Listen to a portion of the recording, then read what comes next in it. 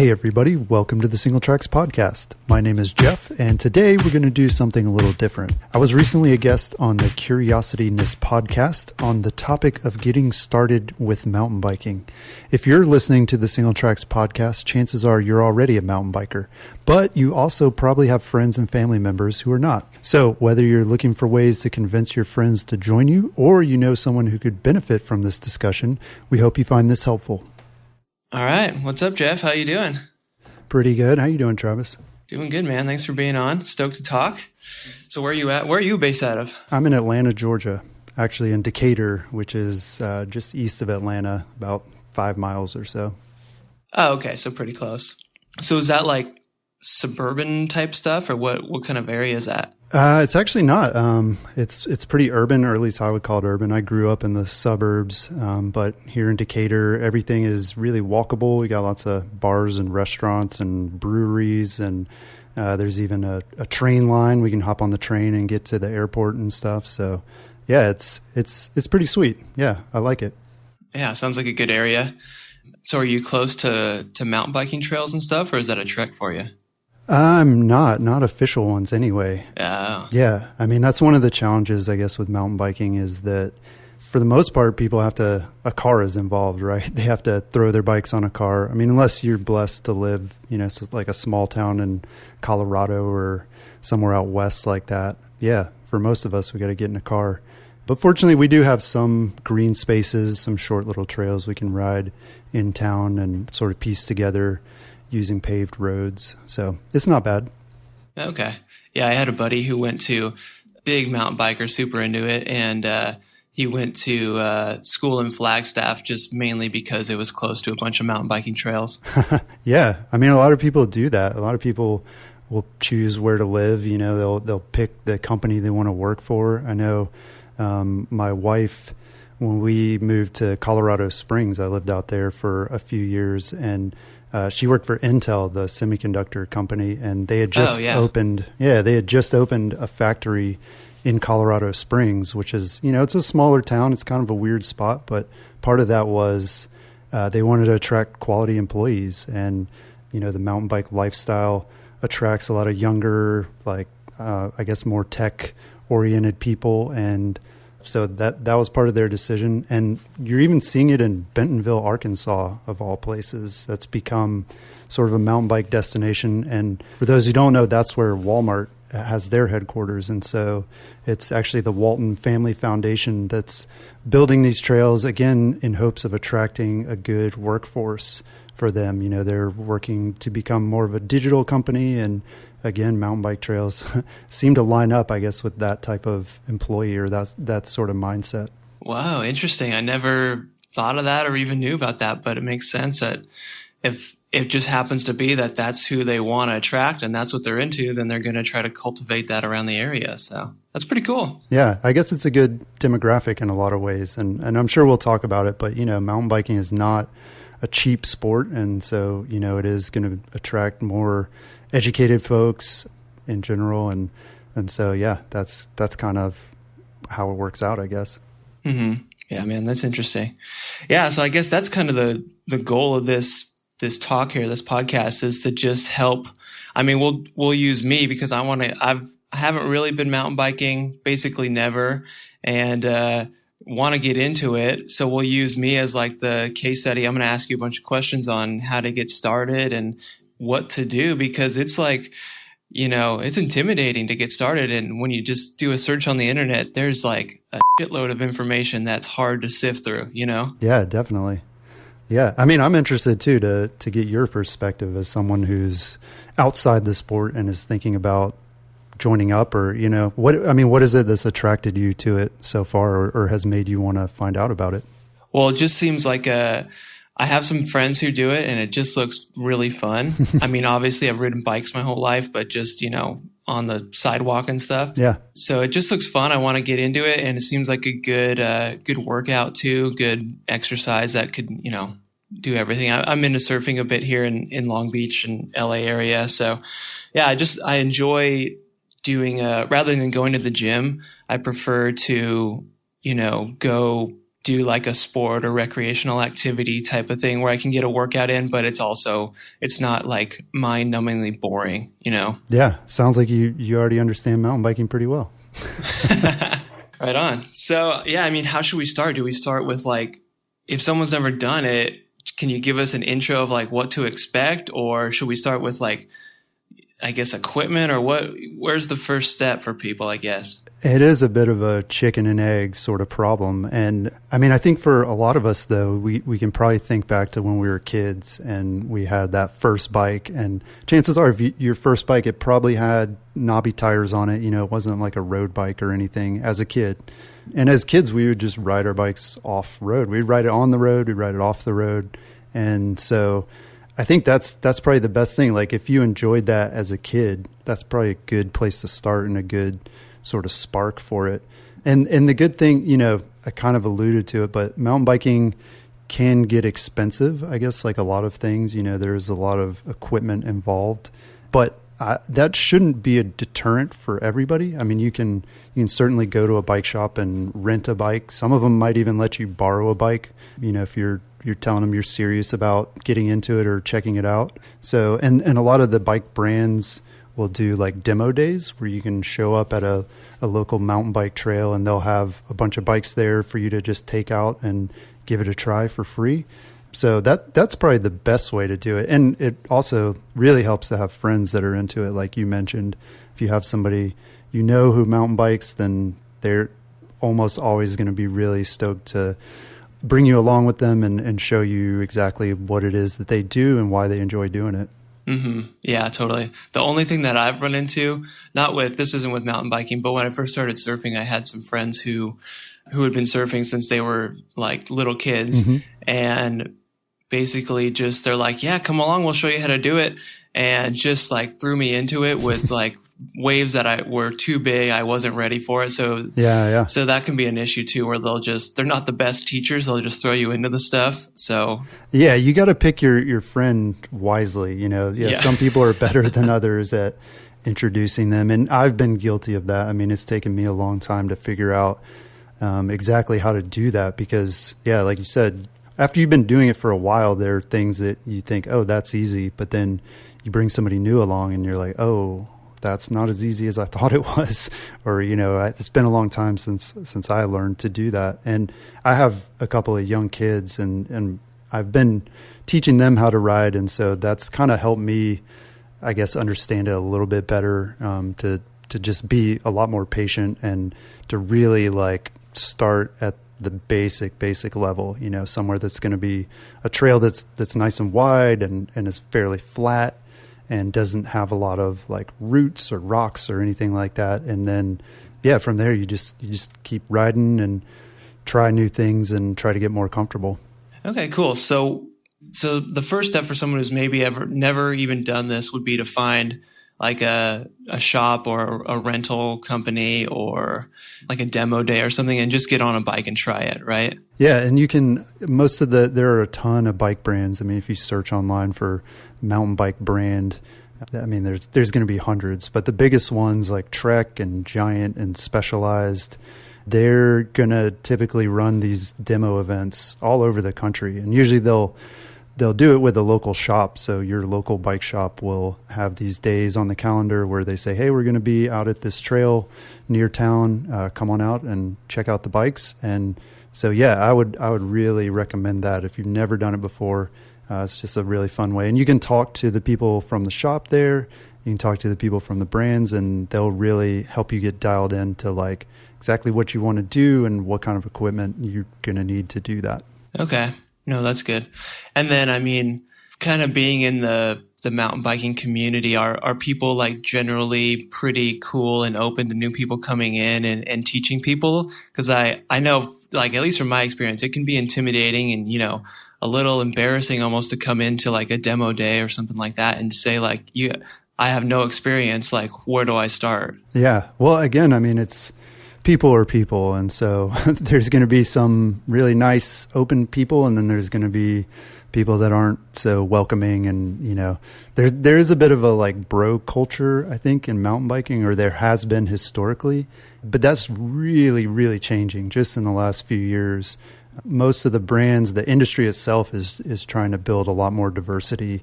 And so you're seeing a lot more outreach to women. There are a lot more women riding now. And so for the most part, people are going to be very open. But that being said, there are still jerks out there, just like in any sport. And my recommendation would just be, don't let that discourage you or get you down at all. If you go out somewhere and you're on a trail and you're having a hard time and somebody comes up from behind you and gives you a dirty look, or they say something because you're in their way, like, just ignore them. Like, they're being a jerk. You're fine. Like, there's a lot of people take it, they kind of internalize it and say, oh man, like I'm not good, or I shouldn't be doing this. I shouldn't be out there. You have just as much right to be out there on the trail as anybody else. And so, yeah, I can't guarantee that it's going to be a fun, easy experience initially, but it's all about your attitude that you take into it, and just know that it's fine. Everybody's got to start somewhere, and hopefully the people around you will be helpful. Cool. Yeah, no, that was a good answer, Jeff. I appreciate that. I think that'll help me out. And I think that'll help a lot of people listening out too, where it's like, it might happen. It's not like it's not going to happen, I guess, but you have a right to be out there. So that's good. And then, so let's say, I go and I just rent a bike. Would you recommend trying to find like a trail at first, or where should I go out on my first time? Yeah. I mean, that's always a challenge for me. I've been riding for 20 years at least. Yeah. And my big thing, kind of the thing that hooked me was finding new trails. I always enjoy exploring new trails and seeing trails in different locations, around the country, even around the world. And so trail selection to me is really important. And again, I think if you're just starting out, the thing you're going to want to do first is go to like a greenway. If people know what that is, like a path that's not on the road. They could be paved. A lot of them are paved, or even like a gravel road could be a good place to start, because that's where, for the most part, it's pretty wide. There's smooth surfaces. It's dirt still, so you're going to start to learn like how to handle the tires in the dirt and traction and all that kind of stuff. But then beyond that, you can also look. There are a lot of websites. Our website, singletracks.com, actually is one of the first that started cataloging mountain bike trails around the world. So you can go on a site like ours and search for a trail. You put in your city or your state, and then you can filter them by difficulty. So obviously you're going to want to start with one that is said to be beginner friendly. And, it's sort of like skiing. Like if you've ever been skiing before, there's green, blue, black, diamond rated trails. And so, yeah, just start with the greens and go from there. Okay. So yeah, there's a ton of things like that. I've started looking at those, but what is is a greenway, or is that just kind of like a little bike or walking path that could be through a forest or something like that? Is that what you're talking about? Yeah. They're usually, I'm trying to think of what else people call them. A lot of times it's called a bike path. And for me, I distinguish between a path and a trail. A path is wide. It's wide enough for a couple people to ride side by side, or, to have like two-way traffic on it. And a lot of times these are places where people are going to be out jogging or walking. So yeah, that's a greenway. Honestly, that's kind of boring, right? For mountain bikers. Mountain bikers want they want a trail that's more narrower. And we call that single track. That's what our website is named after. Single tracks is this idea that it's only wide enough for a single bike or a person to go down one at a time.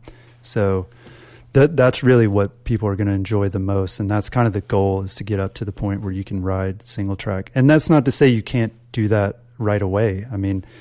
These days, mountain bike trail builders are really trying to keep beginner riders in mind, and they're building these single track trails that anybody can ride, kids, families, first time people. And so those kinds of trails are great. And if you can find one of those trails, that's where you're going to get hooked, because you're going to ride it and it's going to be so much fun, and you're going to want to keep doing it again. Sweet, man. So is there, like, when you first go on this, is there any sort of, like skills or types of things to work on? Or is it like, should you just kind of focus on getting through this thing?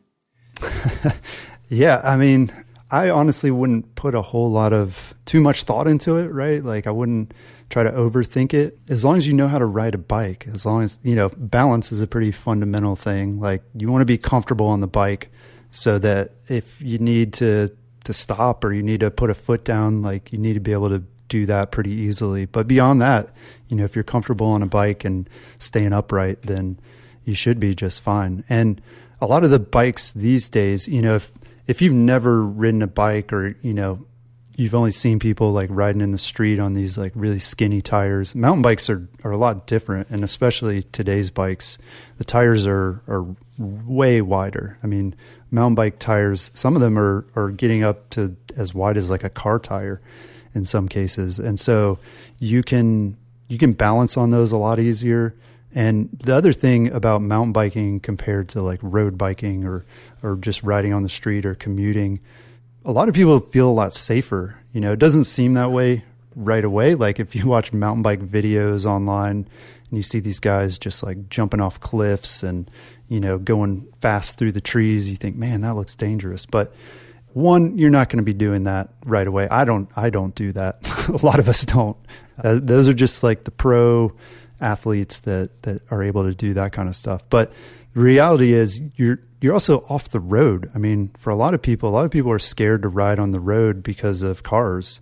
And so you take that out of the equation when you're riding on a mountain bike trail. And then the other thing is if you do fall, and you will fall at some point, I mean, that's part of learning. And even, again, the best pro riders, they fall all the time. But when you fall, you're falling onto dirt generally, softer surfaces than the pavement where you can really get scraped up a lot more or, bang your head harder or things like that. So in a lot of ways, mountain biking is a lot safer and more approachable for that reason. Yeah, no, that makes sense. Okay. So if it sounds like if you can basically ride a bike with some, decent skills, you're going to be fine on like a beginner mountain biking trail. Yeah, for sure. Okay. So if you don't know how to ride a bike, maybe just go learn how to ride a bike first. Yeah, I'm not sure about that part. I've taught my kids, and kids these days, if you're a parent and you're thinking, oh, mountain biking could be a good fun family activity, these days kids are learning on bikes without pedals, which really helps. So I don't know that there's like an adult version of this, but the thinking is that you teach a young kid, at like 2 years old, a lot of cases, you teach them balance first. So they get a bike that has no pedals. All they have to do is just like practice keeping upright and going down little hills and sticking their feet up. And then once they get the balance right and they're a little bit taller, then you can add pedals to the mix. So it's like you're learning the two things separately instead of trying to have to do both at the same time. So again, I don't know if that's applicable to grown-ups, but yeah, I mean, balance seems to be the fundamental thing. And then once you have that, just spin the pedals. Okay. No, that's interesting. So do kids' bikes, are they kind of not using training wheels anymore? Yeah, no, you'll get shamed if you use training wheels these days.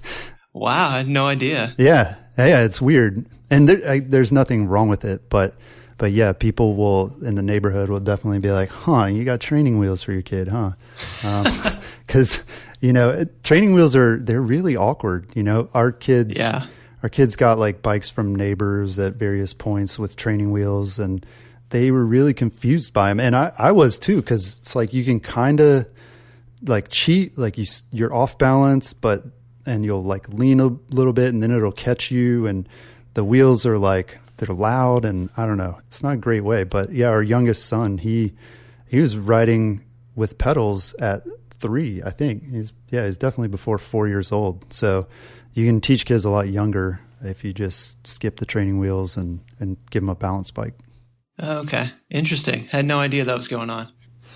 Okay. So let's say someone's, they've rented a bike, gone out and done, a trail. They've maybe gone 2 or 3 times and it seems like they're into it.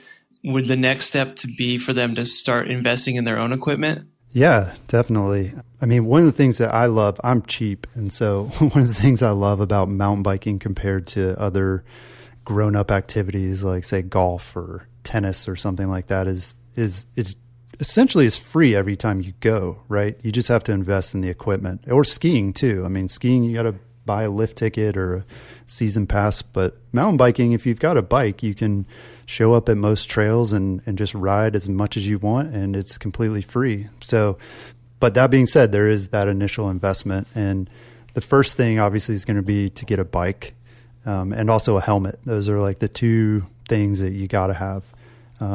There's obviously a lot of other equipment that you can have that you can add on as you get more into the sport and as you want to get more comfortable. But yeah, the basics are a bike and a helmet. And when you start looking at bikes, there's a huge price range, just like cars, right? I mean, you can get a basic car that's going to get you around and do just fine, or you can spend hundreds of thousands of dollars on a car. And bikes are no different. So most people, maybe if you've been in your local department store, your Walmart or Target, you've probably seen bikes there for, I think you can get them for $100 probably. And on the other end of the spectrum, there are $10,000 mountain bikes. And obviously those are for people, the expensive ones are for people who are really, really into the sport. And the other ones it's hard. It's very tempting to buy one of these $100 bikes at a department store. And I don't want to tell anybody that they can't do that, but at the same time, I don't know that you're going to enjoy the sport as much if you start out with something sort of that bargain basement. So what I did when I started out was I bought a used mountain bike, and that can be tough as well because you don't know what you're looking at. And if you're on Craigslist and somebody's got a bike and it's $200 and you're like, I don't know if that's a good deal or not. But yeah, have a friend help you out, help you find a used bike. That can be a really good way to get started, because you can get something that's, a solid piece of equipment that's not going to break down on you, that's going to be easy to repair if you need to. Possibly you can upgrade it down the line. But if you need to get a new bike and you go into a local bike shop, you're looking at least like $300 to $500 to get sort of an entry level mountain bike. And yeah, I mean, it kind of sounds like a lot, especially if it's something you're not sure you're going to enjoy. And so again, that's why I recommend renting or, demoing a bike and making sure that's something you really want to do. Also borrowing a bike from a friend. Most of the mountain bikers that I know, again, we love getting more people into the sport, having friends join us. And so most of us have a garage full of bikes. There's the joke that, people ask like, how many bikes should you have? And the answer is always N+1. So whatever you have, you always want another one. And so you can take advantage of that. If your friends are really into the sport, chances are they have several extra bikes sitting around. And so borrow one of theirs for a while until they tell you, you can't borrow this anymore. You got to get your own. No, that's good to know. Yeah. I mean, Craigslist and stuff can be great. There's, especially for like sporting equipment stuff, there's so much used stuff on there. Yep. And yeah, for me personally, buying stuff on there it's so easy to Google stuff. Just like, if they have the make and model or whatever of the bike, just do a Google search on that and you'll get a ton of reviews and everything to see if it's actually a decent bike or whatever, I guess. Yeah, that's a great point. And with all these, like, I don't know if people are on these neighborhood email lists or neighborhood websites where you can put out like, I want to buy a mountain bike. Chances are you got neighbors who bought a bike and they rode it for a little bit and then they haven't touched it for years, and they're not selling it, but if somebody wants it, they're like, oh shoot, that thing's just taking up space in my garage. And so you can maybe get a good deal. Maybe you can get a free bike that way. Who knows? Yeah, good point. And then so when it comes to like types of mountain bikes, I know there's like hardtail and different types. Like what do you think people should be looking for to start off with maybe? Yeah, that's another really hard question. And there's a lot of debate. If you ask a bunch of other mountain bikers, you get a bunch of different answers. For me, I say start with a hardtail. And I've been riding, and a hardtail, for those who don't know, a hardtail is a bike that only has suspension in the front. And suspension is what allows the bike to kind of bounce around a little bit. It soaks up the bumps and the roots and things you're going to run over on the trail. It makes it a smoother ride. That's what makes one of the things that makes a mountain bike different from a road bike. So bikes typically will have front suspension, and then you can also get bikes that have rear suspension as well, so that the front and the rear wheel move independently.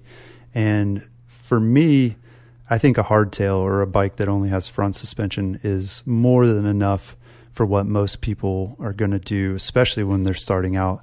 And again, I mentioned that tires now are much wider than they used to be in the past. And so these wide tires, they also do a pretty good job of soaking up the bumps and things along the trail. And so for me, I've been riding a lot of hardtails lately, almost exclusively for the past year or two. And this is after years of riding, fancy full suspension bikes that cost thousands of dollars.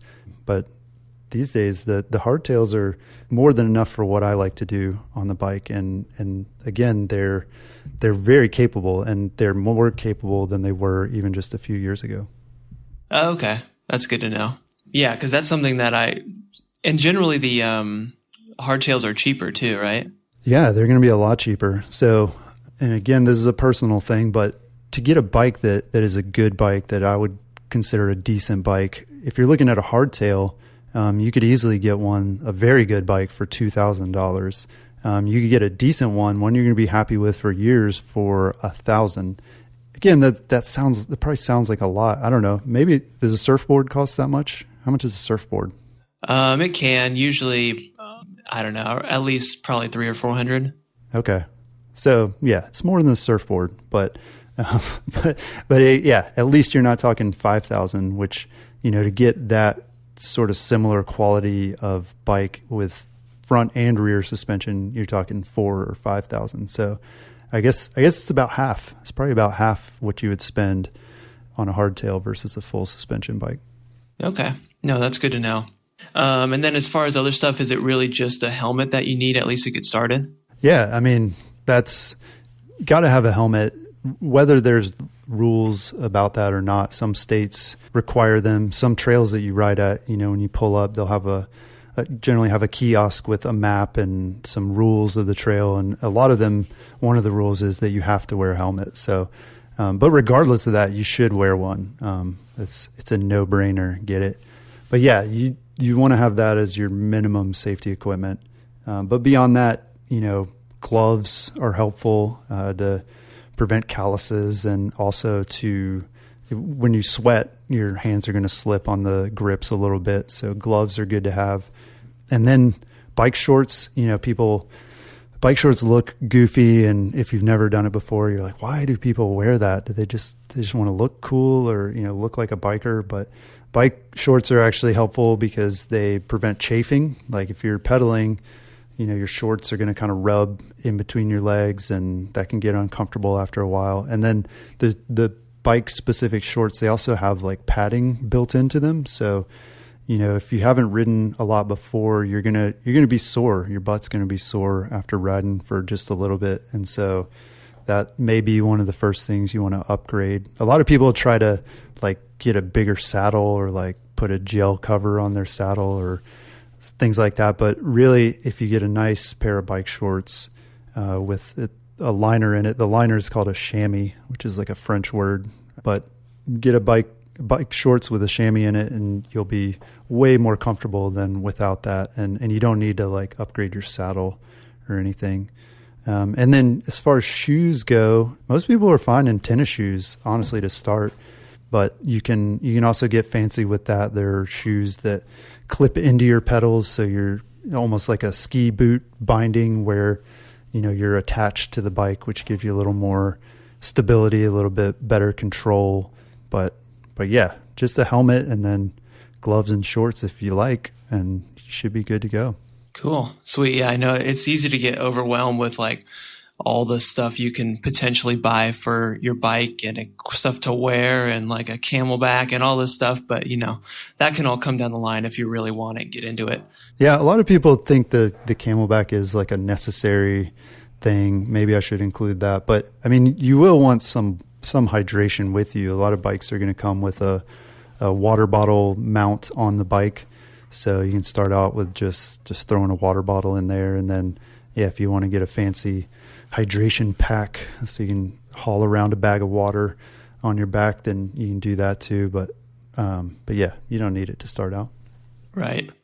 And then, so when people are just kind of start going out, is there any like safety tips that they should be aware of, like to go out with other people, or at least go to a fairly frequent, like a trail with other people on it at least, or any things like that I wouldn't think of? Yeah, I mean, there, like a lot of activities, there's etiquette that maybe is good to know. And one of the rules, I mean, there aren't a lot of rules, honestly, but just you're going to want to be respectful of everybody that's out there. And so bikes are typically going to yield to other trail users. So if somebody is on a trail and they're hiking, or say they're riding a horse, you're going to want to stop or pull off to the side or whatever to let them by, because in most cases they have the right of way. And speaking of horses in particular, they can get really spooked by people riding mountain bikes, which is something most people probably don't know and wouldn't think of. But if you're on your bike and you're rolling past a horse, there's a very good chance that they will freak out and could knock their rider off or just take off running through the woods. So that's more of a safety thing for the horse rider and a respect thing too. And I'm told that it's because mountain bikers look like weird mountain lions or cheetahs or something to a horse, because you're like moving pretty fast, but you're like smooth, and so they really don't like bikes. So yeah. And then if you're coming across other bikers, say you're on one of these single track trails where, again, there really isn't room to pass, it's only wide enough for one rider. And if somebody's coming toward you, generally the rider who is going downhill is going to want to yield to the rider who's going uphill. That's just a like standard convention. We've had some debate about that in our community about like, well, is it really fair? Should the person going down? But anyway, just to keep it simple, you're going to want to yield to the person that's climbing up the trail. So if you're going down, you want to slow down and kind of get to the side and let them by. But again, the main thing is just be friendly with other people on the trail and communicate with them, make eye contact, say hello. And that will alleviate most of the problems. And nobody's going to get mad at you if you're smiling and you're waving and saying hi. Again, I think that can alleviate most of the conflicts. I like to ride with a bell as well, like a little handlebar bell.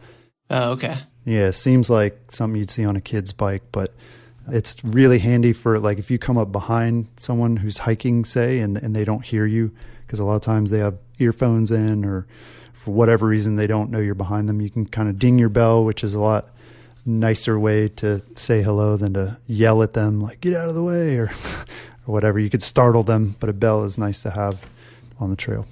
Yeah, no, totally. I'll have that just I put one of those on my bike here for the beach path, because it's the same thing where yeah. You want to let people know that you're coming to get around them, but yeah, yelling's a bit awkward, and some people take it the wrong way. Okay, cool. No, that's good to know. The etiquette stuff is important. And then, so, I mean, are there so kind of just starting off with beginner trails and everything like that, are there any types of skills or things to know about in regards to like braking or like body position or any basics like that, or maybe good resources you could give people? Yeah, I mean, there are a ton of skills videos and tutorials and things like that online these days. And there's even skills classes you can take that sort of travel around. So chances are in your community, if you've got a good mountain bike community, there are skills clinics that take place that you can pay for and go do for half a day or for a weekend. But yeah, I mean, braking, people will tell you don't use your front brake because you could flip over. And I don't know, that's probably scaring people a lot. I know a lot of people that really like freak out about braking, but yeah, I mean, just use both of the brakes most of the time and you'll be fine. And also, yeah, I mean, again, it comes down to, I think it's balance. And what's cool is a lot of trails these days have what's called a skills area. And a lot of times it'll be like in the parking lot or, just off the parking lot at a trail.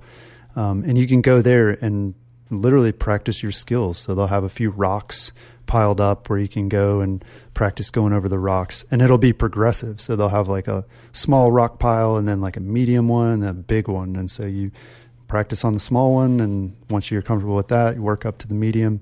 And then they'll also have what are called skinnies, which is, it's usually like a board, and these are progressive as well. So you'll have like a little boardwalk type thing that's maybe a couple feet wide, and then they'll have one that's 1 foot wide, and then they'll have some that are like just inches wide. And so you can use that to practice your balance and keeping, riding in a straight line.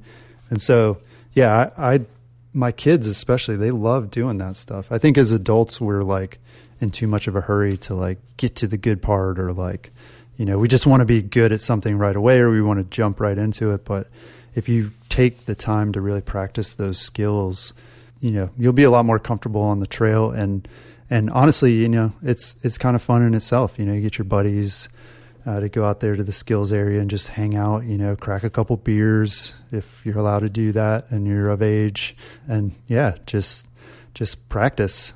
We call it sessioning. Oh, okay. No, that's good. I didn't know that stuff existed. So that's good to hear.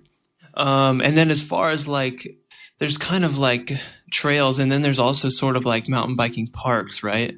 Yeah, that's becoming a much bigger thing. A lot of ski resorts are adding bike parks to their offerings, their summer offerings. And in a lot of cases, it's interesting to me because, with global warming and everything, like ski seasons are becoming shorter, or they're just unpredictable. 1 year it'll be great, 1 year not so great. So a lot of these resorts are really pouring a lot of money into summer activities, particularly mountain biking. And so at a lot of ski resorts, you buy a lift ticket and they'll haul your bike up to the top of the mountain, and then you can ride down the mountain. And they build all kinds of different trails. Some will be sort of natural through the woods, with like rocks and roots and trees and things, and skinny, sharp turns and stuff like that. And then others will be more of the like bike park style, I think, which is what you're talking about, that are like machine built. They'll bring like bulldozers in and all kinds of stuff and build these massive dirt jumps and corners and all kinds of stuff that you can, in most cases, that you can choose to just roll down. You go down slowly and you can just kind of like ride over them, kind of a roller coaster feel. And then if you're really good, you go down fast and you launch into the air and you do all the stuff that you see like on Red Bull and a lot of videos online and stuff. Right. Okay, cool. And then, so for most people, is it just kind of just a natural progression of, you're doing the easy trails, and then once you're feeling pretty good on those, just head up to the intermediate and just keep going with what you feel comfortable with? Yeah. At the bike parks, for sure, they'll have the trails graded just like ski trails. And so, yeah, start out on the beginner trails and work up to intermediate. Yeah, it's interesting. I mean, I don't know. I'd never got into skiing a lot. And so I guess I was never really that competent at it. So I don't know how it is with mountain biking, but I feel like with mountain biking, it takes a long time to really progress. I mean, I guess you could show up to a bike park never having ridden, and by the end of the day, you'd probably be riding some blue trails. Maybe you would even work up to the courage to do a black trail, but you're not going to do it very well, if that makes sense. Like you could get down it, but I think you wouldn't enjoy it, and you wouldn't like maximize sort of what the trail is built for, if that makes sense.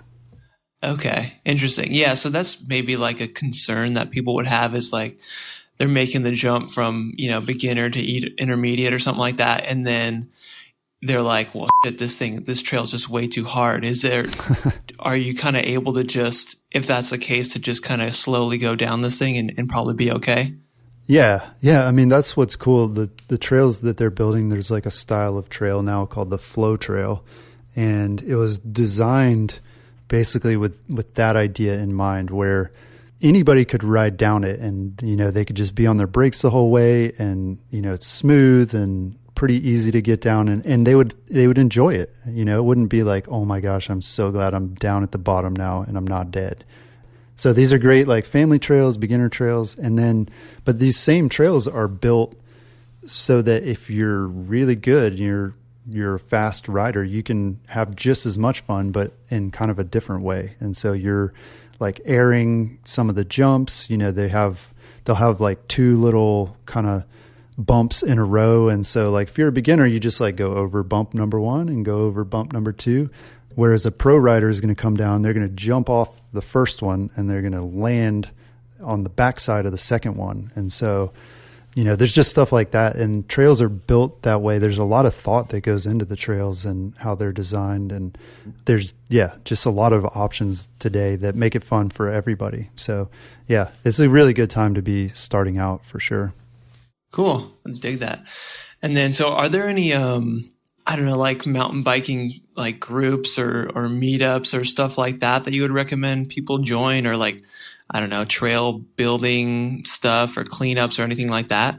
Yeah. Mountain biking is really unique in that it's a very community focused sport or lifestyle, really. I mean, almost every town or city that has mountain bike trails is going to have a mountain bike club that is responsible for building or maintaining those trails. And these clubs are usually set up and to work with like local governments or places that own land.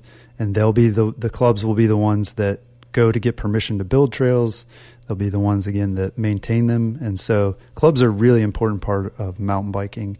And so that is a good place to start for sure. Like find out about your local mountain bike club, see if they're going to be working on trails, because, they always need help doing that sort of thing. And then most of them will also do social activities too. And they'll put on races. Racing is a kind of a big part of mountain biking. It's definitely not like a required part. If you're thinking like, I'm not the kind of person who wants to race or compete, that's totally fine. There are many, many mountain bikers who never race the whole time.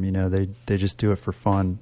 But if you are a competitive person or you enjoy, riding with a bunch of other people, then definitely sign up for a race too. You can meet a lot of cool people that way.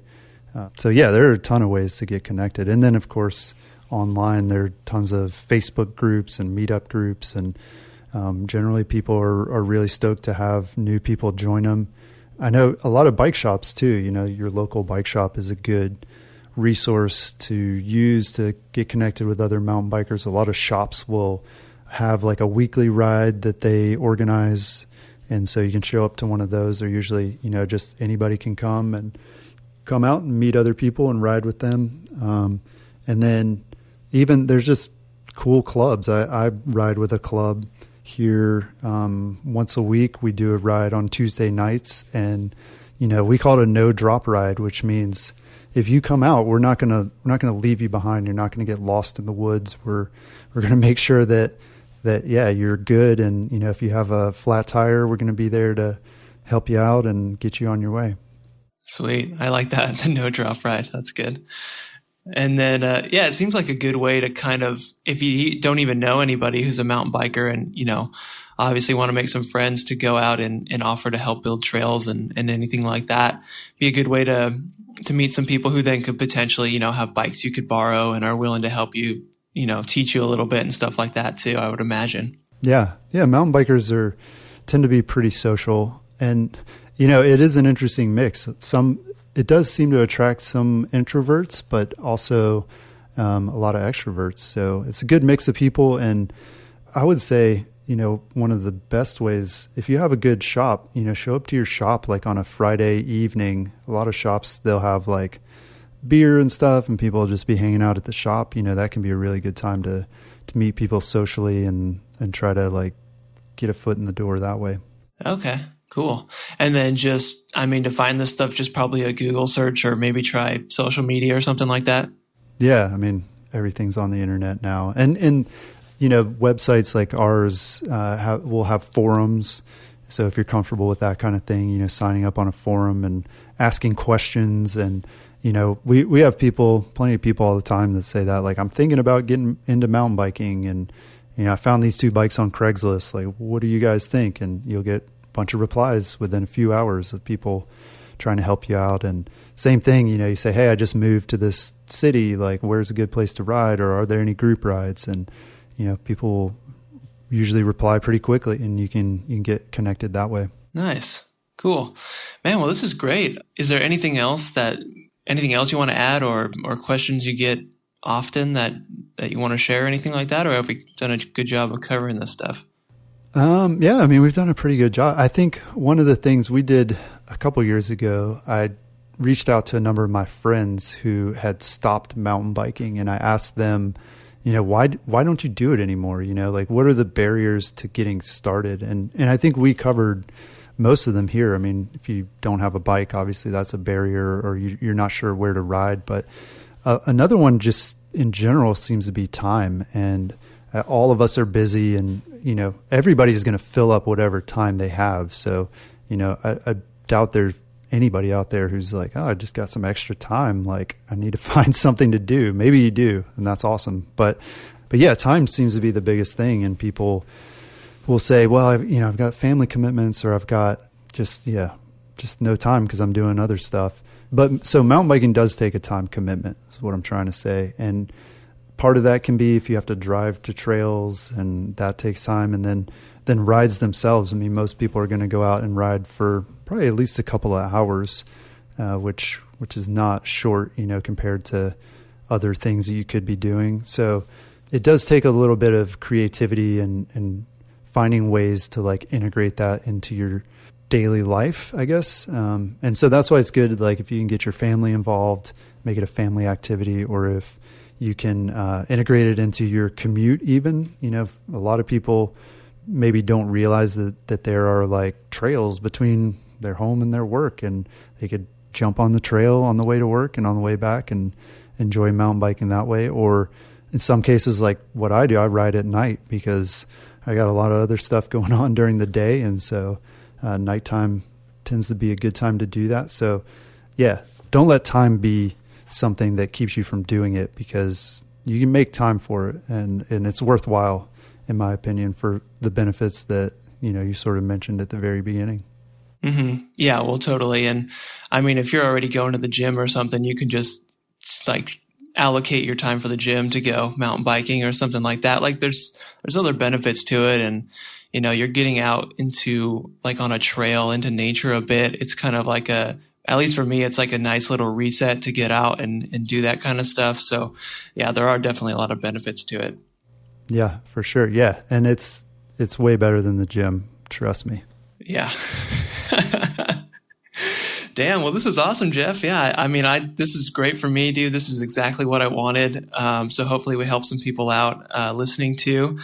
So let's tell everyone where they can find some more stuff on you. I guess tell them your website, podcast, tell us where we should go. Yeah. So yeah, our website is singletracks.com, and we do is we publish articles, reviews, and travel reports and things like that every day. And then we also do our own podcast. So we talk about mountain biking every week, once a week. It's just called the Single Tracks Podcast, and you can find that on iTunes and probably all the same places you can find Curiosityness. Right on. Cool, man. Well, yeah, I'll have links to the website and everything. Like any social media things you want to throw out? Oh, we're on all of them. Yeah, go to the website. Right. It's all there. Okay, sweet, Jeff. Well, appreciate it. Appreciate you coming on and, sharing what you got. And yeah, I think you did a great job of kind of making it approachable and like digestible to someone just starting like me. So thank you. Yeah. Thank you, Travis. Cool, man. Well, enjoy the rest of your weekend, and maybe we can go riding sometimes. Yeah, for sure. Thanks to Travis for having me on his podcast, Curiosityness, which you can find on iTunes and other popular podcast platforms. That's all we have this week. We'll talk to you again next week. Peace.